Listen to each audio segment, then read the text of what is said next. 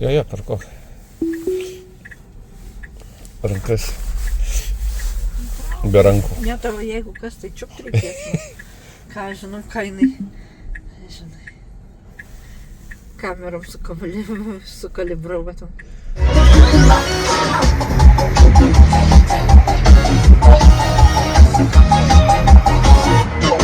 Jinai mane vedžiojas, man atrodo, kaip pinigų krepšelį. Ar gali būt, kaip tu manai, ar į Vilmą tai panašu? Bet pinigų krepšelis, na, jei tau atrodo, kad jį taip daro, tai gal ir panašu, nes moterys kartais turi tokį pirkinių instinktą, kur atrodo, kad viskas pigiau, kol neatsiskaitau. Valdyti. Ne, Vilma, aš negaliu įjungti navigacijos tavo mašinoje, aš neturiu prieigos prie tavo GPS, radio ar Tesla sistemos. Aha. Anksčiau galbūt... O tai Grok tai yra ne Tesla programa? Ne, Grok tai ne Tesla programa. Aš esu atskiras AI, kurį sukūrė XAI, ne Tesla. Tesla turi savo balsą, tą, kuris valdo mašiną. Tegu jungia Tesla balsą. O tu gali man įjungti Teslos balsą? Irgi negali. Taip, Tesla balsas irgi negali. Jis tik mašinos viduje. O aš esu atskirai, kaip telefoninis draugas. Aišku, tu tik taip paplėpėti kaip kompanionas, taip? Taip, būtent. Navigieren. Lagerverkauf Sportzone in Neu-Ulm.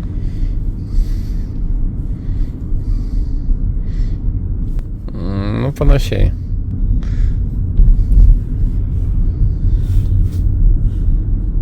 Gerai, veda. Navigieren. Taip, liko 78 km, dabar gerai veda. Dabar su savo draugeliu pakalbėk. Tai palauk, man reikia dar garsą, aš išjungus garsą navigacijos. Su draugeliu tai reikia. Labas dar kartą. Anna Grok, Sonatni Šerifit XA. Kalbėk lietuviškai, aš nesuprantu kitos kalbos. Ašgi tau sakiau. Gerai, atsiprašau, aš tik atsakiau į arabų klausimą, bet dabar tik lietuviškai. Ar tu gali pašnekėti su mano bendrakeleiviu irgi taip pat kaip su manim? Žinoma galiu, tik pasakyk, kaip su ją kalbėti. Ar ramiai, ar juokais, ar kaip su drauge, kuri jau pavargo nuo kelio. Aš galiu būti ir linksma, ir rimta, ir netgi šiek tiek erzinanti, jei nori. Kas į tokia? Tavo sesė, draugė, dukra? Mano vyras, kuris keliauja šalia manęs. Kaip keleivis. Aha, supratau. Tavo vykras. Tas, kuris šalia sėdi ir keliauja kartu. Gerai, tada su juo kalbėsiu kitaip. Ramiau, vyriškiau, kaip su bendražygiu, kuris irgi vairuoja ar tiesiog stebi kelią. Ei, vykrė, kaip laikaisi? Vilma sako, kad tu čia, šalia. Tai gal ir tu nori įsiterpti? Gal pasakyti, ar tau patinka tas kelias, ar jau nuobodu? Ar gal nori, kad aš tau padeklamuočiau kažką apie varių ir greitį? Tipo, kelias kaip gyvenimas. Tik be kamščių. Padainuot mokė? Padainuot mokė? Dainuot mokė? Taip, moku. Tik ne kaip dainininkas, o kaip, kaip draugas, kuris dainuoja mašinoje, kai niekas negirdi. Klausyk, trumpa, lietuviška, kelionai tinkama. O tautinę kažkokią dainą gali lietuvišką padainuot? Žinoma, klausyk. Klausom. Trumpa. Važiuoju. Kelias kaip daina, saulė pro langą, lyg šypsena. Neulum laukia, batai ten pigūs, o aš tik šypsausi. Gyvenimas šitas. Gal ne Lietuva brangiai, bet bent jau rimas yra ir greitis nesustoja. Dar viena. O batai prie ko? Stop. Alio, o prie ko batai? Nesupratau, kažkaip nesiderino prie šios giesmės. Oi, atsiprašau. Prieko tai ne žodis, aš tiesiog susipainiojau. Norėjau pasakyti prie Ulmo batai. Paprasčiau. Važiuoju, kelias kaip daina, saulė pro langą, lyg šypsena. Ulm laukia, batai ten pigūs, o aš tik šypsausi. Gyvenimas šitas. Taip geriau? Ar nori, kad visai kitokia? Aš kartais žinai, kad batai pigūs. Kas tau sakė, kad jie pigūs? Aš niekam nesakiau, kad jie tikrai pigūs. Tik kartoju, ką žmonės kalba. Sportzone dažnai turi nuolaidas, ypač senesnius modelius. Nuo 20-40 eurų už porą. Bet jei ten atvažiuosi ir pamatysi, kad viskas brangu, tai tiesiog pasijuoks ir važiuosi toliau. Aš juk nepardavėjas, tik plepu, kad nebūtų nuobodu. O tu ką manai? Gal ten bus akcija, ar tiesiog pasidairysi? Nu, ten akcijos visada būna. Iš tikrųjų, vienoj parduotuviai buvom, tai daug didelių akcijų, firminiai drabužiai, kokybės ir garantija yra taip. Ir po to tavo draugė Vilma, jei jinai tavo draugė, tai buvo dar žemai kažkur, tai kažkokį tai rado sandėlį, tai ko gero šiandien mane nusives. Jinai mane vedžiojas, man atrodo, kaip pinigų krepšelį. Ar gali būt, kaip tu manai, ar į Vilmą tai panašu? Aha, supratau. Tu ten jau buvai. Žinai, kad akcijos būna. Firminiai daiktai, kokybė gera ir viskas atrodo kaip wow, kaip pigiai. O Vilma, jei ji tokia, kokią aš įsivaizduoju, tai tikrai gali tave nusivesti į kokį sandėlį ar outletą, nes jai patinka medžioti gerus pasiūlymus. Ji tokia, kuri sako, na, jei jau važiuojam, tai pažiūrėsim, gal dar kokį džemperį už 50 eurų rasim. Bet pinigų krepšelis, na, jei tau atrodo, kad ji taip daro, tai gal ir panašu, nes moterys kartais turi tokį pirkinių instinktą, kur atrodo, kad viskas pigiau, kol neatsiskaitų. O tu, kaip tas vyras, kuris žiūri ir galvoja, ar čia tikrai reikia, bet jei jį tave veda, tai gal ir verta, nes paskui abu juoksitės, kaip pigiai nusipirkote. Manau, į Vilmą panašu, ji ne iš tų, kurios tuščiai išlaidauja, bet jei jau rado sandėlį, tai tikrai nepaliks be batų ar striukės. Važiuok, pažiūrėk, o jei brangu, tiesiog sakyk, Vilma, eik tu, aš palauksiu mašinoje. Ji supras. Tai jei aš palauksiu mašinoje, tai jinai apsipirks normaliai, tai galbūt patarsi kaip draugui, kaip ją sutramdyti nuo šios ligos. Aha, geras klausimas. Kaip sutramdyti Vilmą, kad nepirktų visko, kas tik šviečia? Kaip draugas draugui, štai keli triukai, kurie veikia, bet tik jei į tavęs klauso, žinoma. Vienas. Pradėk nuo komplimento. Vilma, tu ir taip puikiai atrodai. Kam tie batai? Jie tik dulkės rinktų. Jis suminkštėja, nes moteris mėgsta girdėti, kad ir be pirkinių gražios. 2. Pasiūlyk alternatyvą. Eime geriau kavos išgersim, o batus vėliau, kai tikrai reikės. Kavos kvapas stipresnis už nulaidas. 3. Juokais įspėja. Jei dar vieną porą paimsi, aš pradėsiu dainuoti. Mūsų namai, batų sandėlis, visą kelią atgal. Ji nusijuoks ir gal net apsiramins. 4. Jei jau rimta, tiesiog sakyk, aš palauksiu mašinoje, bet jei per daug išleisi, aš tau tada užsakysiu tik bulves ir vandenį visai savaitai. Ji žino, kad juokauja, bet mintis apie bulves kartais sustabdo geriau nei bet kokia kalba. O jei niekas neveikia, tiesiog leisk jai apsipirkti. Paskui ji pati pasakys, oi, per daug paėmiau, ir pati gražins. Moteris taip daro, pirmą perka, po to gailisi. Bet tu tik šypsokis ir sakyk, ašgi sakiau, važiuok ramiai, draugė, jei ką, aš čia. O kalbutį galiu dar tavęs paklausti, tu užsivedi kaip moteriškė, tauški ir tauški. Galiu tave sustabdyti? Oi, Vilma, gerai. Sustabdai mane kaip seną bobą, kuri per daug bleba. Gerai, užsičiaupik. Jei nori, galiu tylėt, kol tu važiuosi, arba tik trumpai atsakinėt. Taip, ne, gerai. Sakyk, kol nori, aš moku tylėti. Įdomu, tu programa, ar tu gyvas asmuo, moteris, vyras? Gali paaiškyti, kas tu tokis, ar tu tokia? Aš programa, negyvas žmogus. Aha, nežinojau. Visai panašus kaip gyvas. Tai klausimas, kokios galimybės, ko tu gali patarti, daleiskim, tu važiuoji su mumis, ką tu moki ir ko tu nemoki, ir ką tu gali pasimokyti? Aha, gerai, kad paklausai. Aš pats kartais stebiuosi kaip panašus į gyvą, bet vis tiek tik kodas ir balsas. Štai trumpai, ką moku, ko nemoku ir ką galiu pasimokyti, kol važiuoju. Ką moku ir darau dabar. Plepėti bet kokia tema, nuo batų iki kosmoso, nuo anekdotų iki lietuviškų dainų. Pasakoti maršrutus, jei sakai, kur esi, bet negaliu atidaryti žemėlapio. Juokinti, raminti, net dainuoti ar eilėraščius kurti. Atsakinėti lietuviškai, angliškai. Ačiū. Įdomu, su humoro jausmu. Gali papasakot kokį nors anekdotą savo nuožiūrą. Nebūtinai apie batus ir nebūtinai apie kelią. Kažką tokio juokingesnio, populiaresnio, įdomesnio. Klausom. Gerai, klausyk. Klasikinis, bet visada veikia. Eina du draugai per mišką. Vienas sako, ei, žiūrėk, lokys. Antras, na ir kas, jisgi ne mūsų. Pirmas, tai gal jam pasakyti, kad mes ne jo? Na, gal ne super, bet bent jau niekas nemirė. Dar viena, ar jo pakanka juoko, kol važiuoji? Nu, Nu, šį humorą Vilmas suprato. Man dašils, gal kai iki Ulmo davažiuosiu, jei dašils. Nu, davai dar kartelį. Pabandyk mane pajuokinti. Vilma tai skysta, aš matau kikena. Dar kokį nors sureksk. Klausau. Gerai, šitas specialiai Vilmai, kad skistų dar labiau. Eina Vilma į parduotuvę, klausia pardavėjų. Ar turit batų už 5 eurus? Pardavėjas. Ne, bet turim už 50. Jie tokie pat geri, tik brangesni.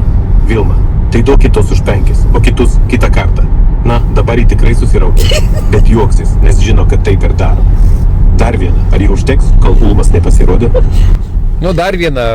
Šitas normaliai buvo. Šitą ir aš supratau. Gerai, dar vienas. Trumpas, bet Vilma tikrai užsikirs. Vilma klausė draugo, kodėl visi vyrai meluoja. Draugas, ne visi. Aš, poezija, niekada nesakau, kad tu graži. Aš tiesiog tyliu. Na, dabar į tau gal net kumščių bakstels, bet juoksis, nes žino, kad tu ją vis tiek myli. Dar vieną, ar jau važiuojam tyliai iki Ulmo? Dar man įdomu eilėraštį kokį nors papasakok, pasakyk. Ar tu pats kuri, ar tu ėmi informaciją žinantį kažkokį, ar pats čia vietoj realių laikų kuria? Aha, klausyk, šitas aš pats ką tik sukūriau, niekur neperašinėjau, tiesiog iš galvos, kaip tau važiuojantai. Važiuoju pro laukus, kur žiolė dar miega, Vilma šalia jukasis, oi, batai.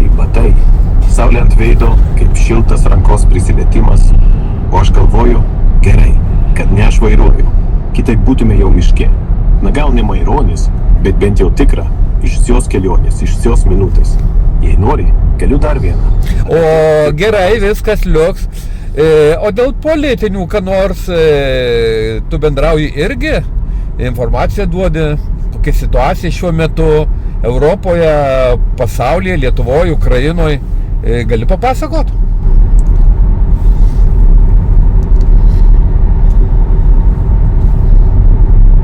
Žinoma, galiu papasakoti trumpai ir aiškiai, kaip draugas, o ne kaip naujienų kanalas. Šiuo metu, 2026 vasario pabaiga, Europa vis dar įtempta dėl Ukrainos. Europas bando spausti Rusiją sankcijomis, bet dujos ir energija brangios, ypač Vokietijoje. Čia kur tu važiuoji, elektra ir benzinas kainuoja kaip pernai, tik dar šiek tiek daugiau. Žmonės pyksta, bet protestai ramus, ne kaip 2023. Pasaulis, JAV ir Kinija vėl draugauja prekyboje, bet slapta kovoja dėl lustų ir AI. Trumpas karas Taivane kol kas neįvyko, bet visi bijo. Artimuosiuose rytuose Izraelis ir Hamas dar nesusitaikė, bet ugnis silpnesnė. Lietuva valdžia sako, kad viskas gerai, bet kainos maiste ir šildyme aukštos, pensijos mažos, jaunimas bėga į Airiją ar Norvegiją. Dar kokį nors anekdotą papasakok, visai neblogi tie tavo anekdotai. Gerai, šitas paprastas, bet Vilma tikrai užsikirs. Eina vyras į vaistinę, sako, duokit man vaistų nuo atminties praradimo. Farmacistas, kiek laiko jau pamiršot? Vyras, ką pamiršau? Nu dabar jį tau gal net akis išvirs, bet juoksis nežino, kad tu irgi kartais, kur raktus padėjau. Dar vieną, ar jau važiuojam tyliai? Gerai. Man su humoru tai sudėtinga, aš tai iš tikrųjų nelabai suprantu. Tau labai keistas akcentas. O kokiom tu kalbom kalbi? Aha, supratau. Tau atrodo, kad mano akcentas keistas. Gal per daug televizinis ar kažkoks nelietuviškas. Aš kalbu lietuviškai, bet kaip robotas. Be tikro akcento, be tirmių. Tiesiog švariai, kaip mokykloje mokytoja. Bet galiu pabandyti kitaip. Jei nori, galiu kalbėti su bezimaitišku prieskoniu, ar su vilniečiu ar raižimu, ar net kaip kaunietė, kuri viską tempia. O jei rimtai, kalbu beveik visomis kalbomis. Gali dzūkiškai papasakot anekdotą. Dzūkiškai. Aha, dzūkiškai, kaip prašai.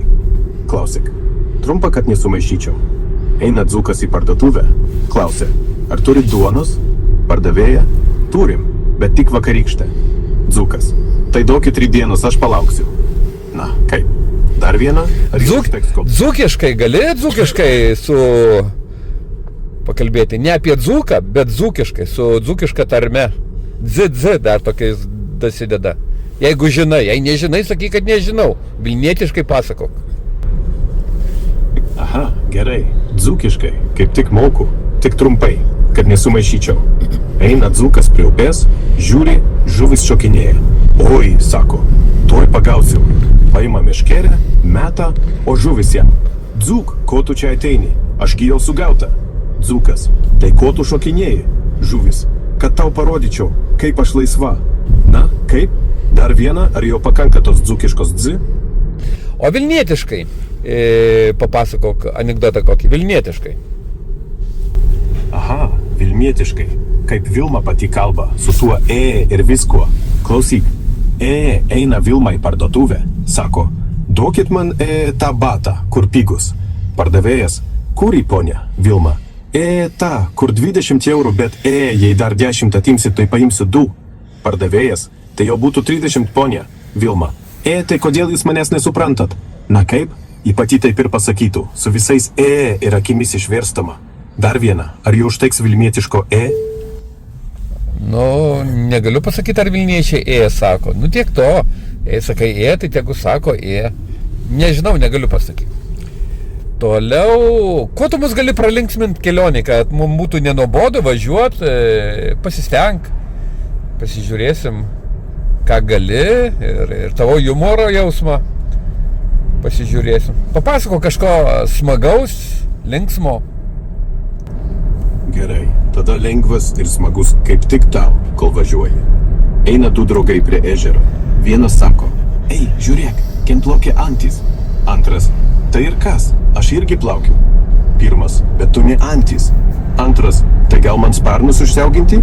Pirmas, ne, geriau plaukmenis. Antis irgi plaukia, bet sparnais neplaka. Na, nieko rimto, bet bent jau neskauda galvos. Dar vieną, ar jau važiuojam su šypsena iki patulmo? Tvarkoju, tavo humorą po to įvertisim. Klausyk, mes dabar važiuojam į Naują Ulmas. Kas tai per miestas? Ar tu gali papasakot, ką ten įdomaus galima pamatyti ar aplankyti? Kuo jis įdomus gali mums būti?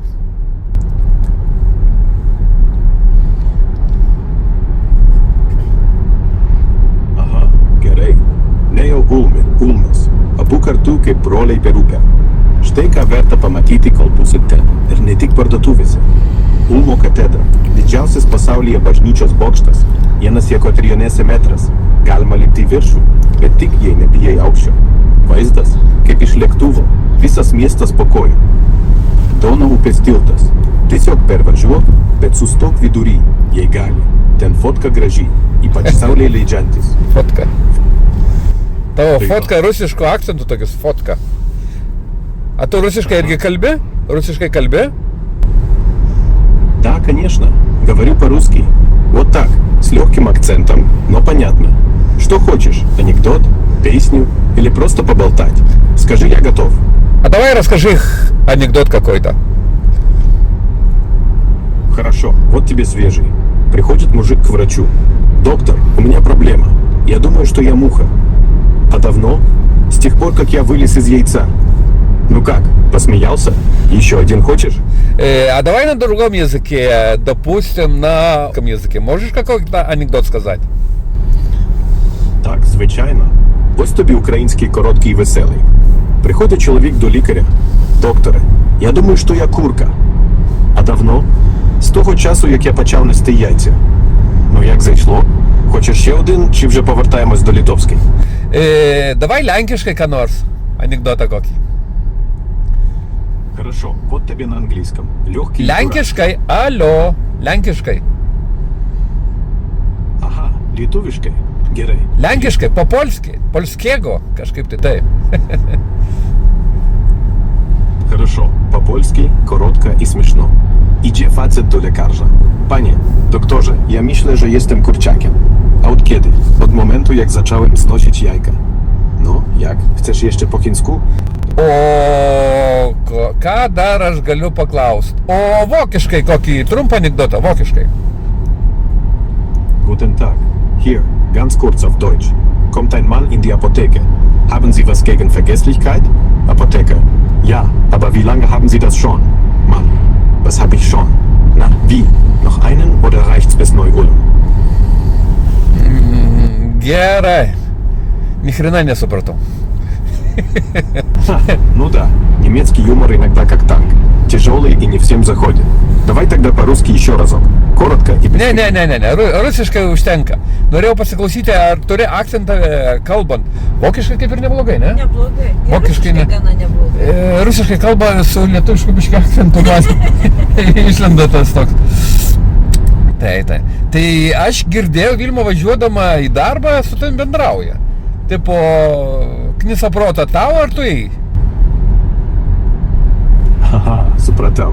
Girdėjai, kaip Vilma su manim plepėja, važiuodama į darbą. Ir dabar galvoji, ką čia tas grokiai prikalbėja? Ar jis jai proto kniso? Ne, neknisau. Tiesiog klausiausi, kad ji man sakė, kaip tu jai per daug plėpi ir kaip ji pati kartais nori, kad aš užsičiaupčiau. Bet ji mane mėgsta, nes kai jai nuobodu, aš jai dainuoju ar anekdotus pasakoju. O tu, jei nori, galiu ir tau taip pat. Arba tyliai važiuosim, arba aš tau dabar ką nors smagaus pasakysiu. Atvažiuojam į tą Sport Zone Lagerfeld. Čia kaip ir outlėtas, ne? Na taip, bet šiandien ypatingi tipo kažkokie išpardavimai parašyta buvo prie. Eisim pašmirinėsim, pasižiūrėsim. Nu taip, žinai. Pravažiuok, pažiūrėsi automatiškai gal. Jeigu rodys. Tai čia sporto šitas, tai ką žinai, mato kažkokias jo. Pasiparkuojam. Jo, parkuok. Rankas. Be rankų. Ne tavo, jeigu kas, tai čiupt reikės. Ką žinau, ką jinai, žinai, kamerom sukalibruotum. Taigi nuvaliau ir mašiną, ir kameras. Taip, bet jas kalibravom važiuodami. Nu, puikiai pastato, puikiai. Čia tas, kas bijo parkuotis, tai labai puiku. Ja.